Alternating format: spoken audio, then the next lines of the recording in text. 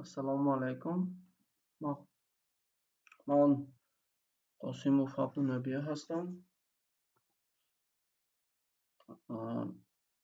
سلسله ویدیوهای آموزشی اساسهای برنامه‌سازی را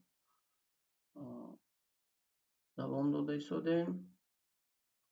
موضوع نوبتی ما آموزش نشانداد اداره‌کنی فورنکس در زبان ویژوال بیسیک نت میباشد.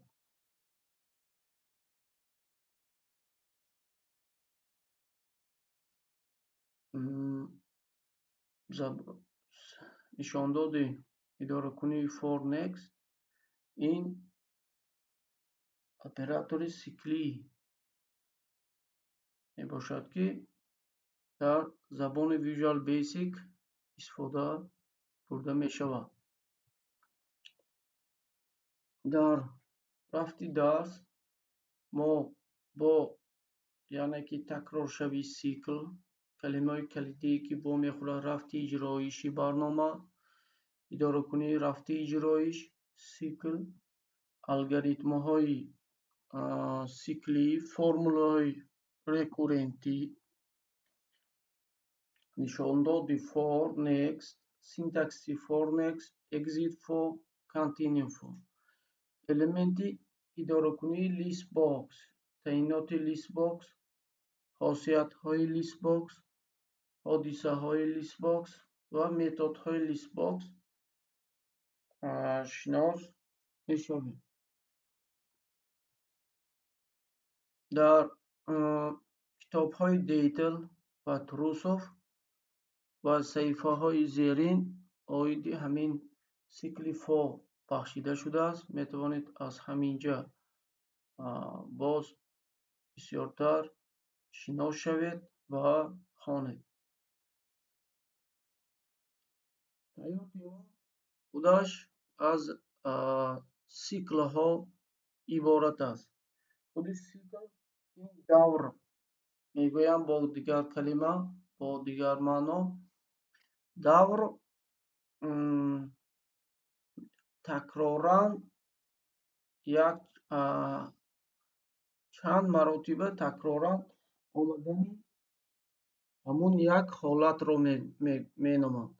مثال سیکل یا اینکه دور گفته تکرارن آمدن حالت ها رو نامیدن ممکن است. مثال همین روزی هفته رو گیریم. روزی دوشنبه و با 7 مرتبه تکرارن با وا میخورم. مثال از 1 تا 7 تکرار میخورد تکرار مییابد و سیکل هنگام استفاده اپراتور سیکلی ما باید قدم سرشوی سیکل تا آخری سیکل و قدم آن را باید دانست. مثال روزهای هفته از یک تا می شود تا هفته قدمش 1.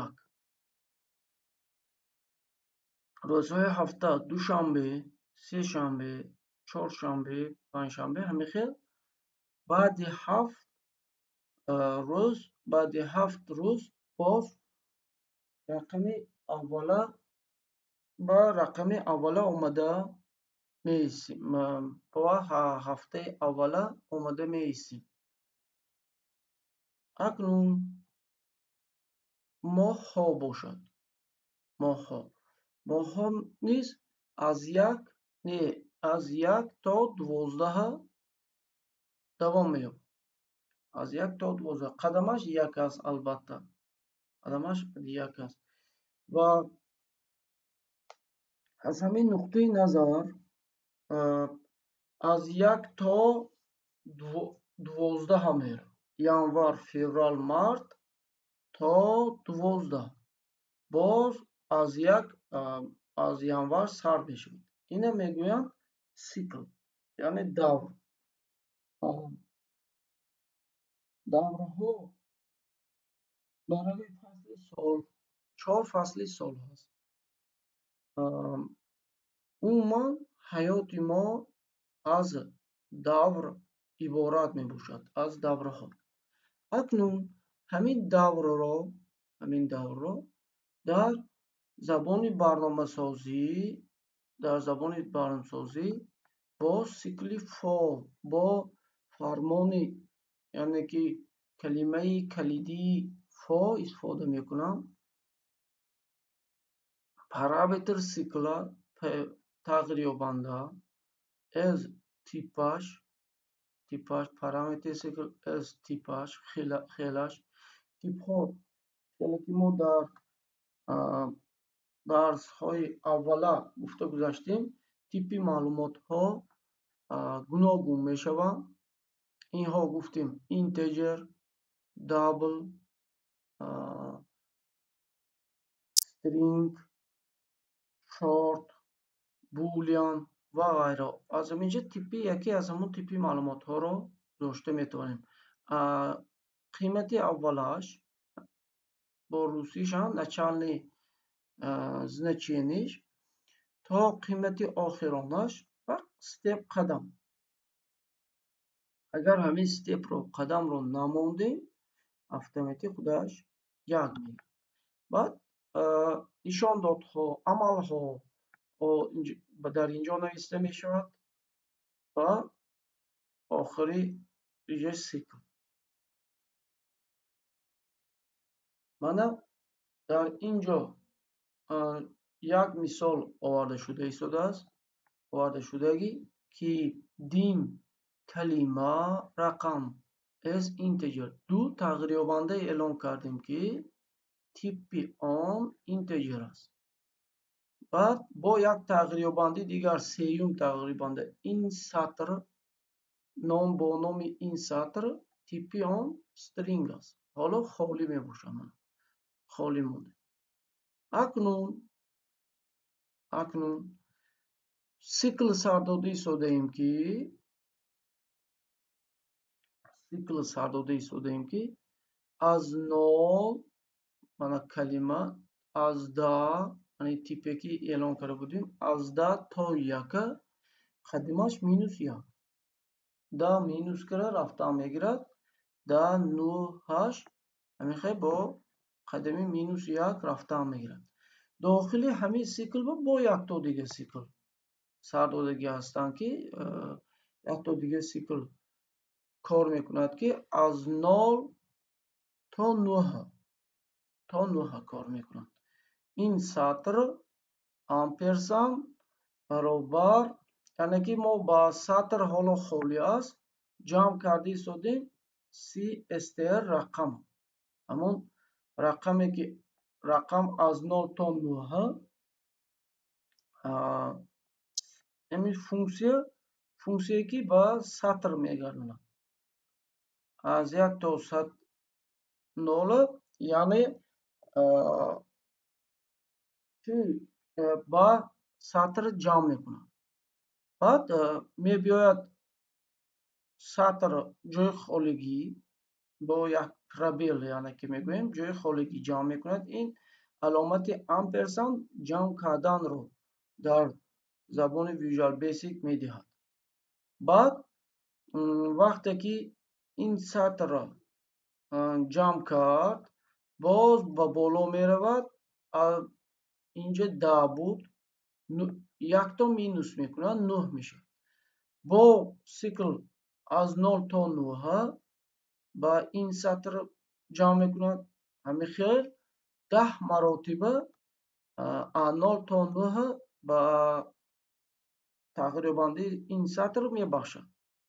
بعد پروگرام کار خودش رو سیکلی فور نیکست نیز کلمه به انجام میرسد. لیبل یک точка تکستش با این سطر ما برآورده ایستاده ایم که همین مثال را ما میتوانیم در ویژوال بیسیک عملی بینیم.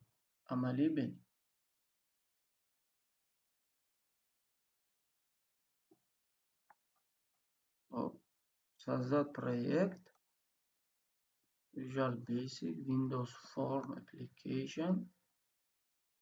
نام проект رو گفته میتونیم Sickly for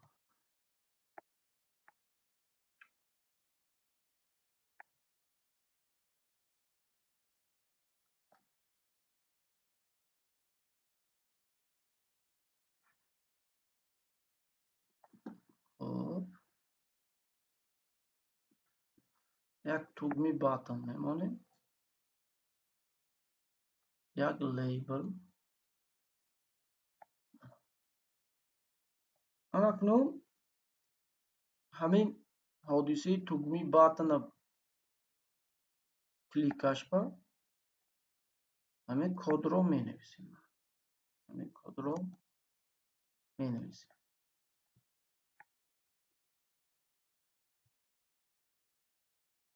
من کار آماده میکنم.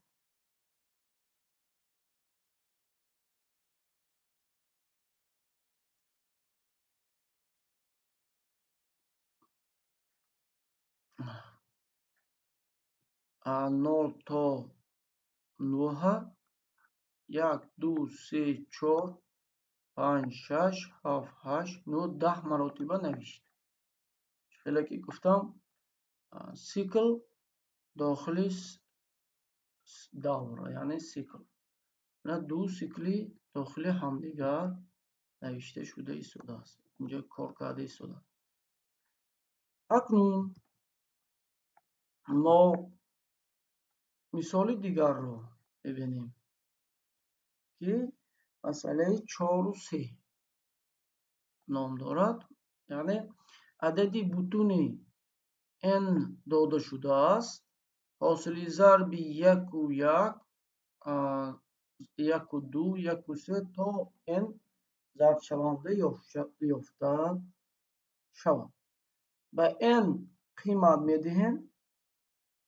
در اینجا یافته شود رو کشف میکنیم. ما البته که 1 و 1 تا n ضرب شونده یافته میدهد.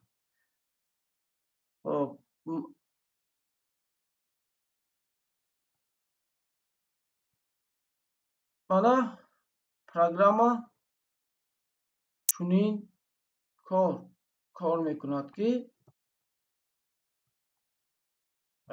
аввал батанро пашт кунем. батан 1-ро пашт кардем. ба мо як тағйирёбанда dim n as integer эълон карда мешавад. хоб месанҷад ки агар not is numeric адад намебошад, мо ногаҳон ба text box яка точка тексташ баъд ҳаминҷа ногаҳон адад набударо ворид мекунем. он гоҳ программа дар инҷо бо воситаи ҳамин сатр месанҷад ки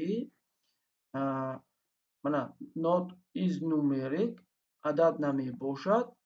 он гоҳ зен адади бутунро дохил кунед пайдо мешавад. ва инчунин аз s double минус integer карда минус мекунад агар адади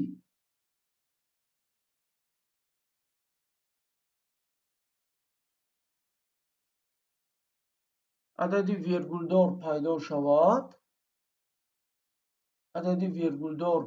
шавад, он гоҳ message box адади бутунро дохил кунед пайдо мешавад.